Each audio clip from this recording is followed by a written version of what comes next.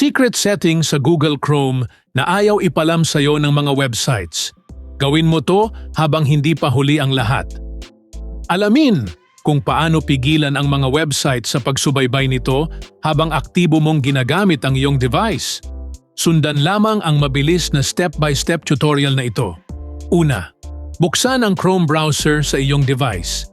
Pangalawa, i-tap ang tatlong tuldok o 3 dots menu icon sa kanang itaas na sulok ng iyong screen. Pangatlo, piliin ang settings mula sa menu. Pang-apat, mag-scroll pababa at i-tap ang site settings.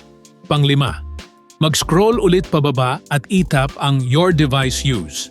At pang-anim, piliin ang option na don't allow sites to know when you're actively using your device. Ang option na ito ay parang invisible mode o do not disturb para sa privacy mo habang nagre-relax o gumagamit ka ng device. Ano ang mangyayari kapag naka-turn on ito? Kapag naka-turn on ang don't allow sites to know when you're actively using your device, ang mangyayari ay una, magiging bulag ang mga website, hindi na nila masusubaybayan kung nandoon ka ba sa harap ng screen o wala. Pangalawa, bawas disturbo. Hindi ka na basta-basta mapapadalhan ng mga mapagpilitang pop-ups, ads, o notifications sa tuwing mararamdaman nilang hinawakan mo ang phone mo.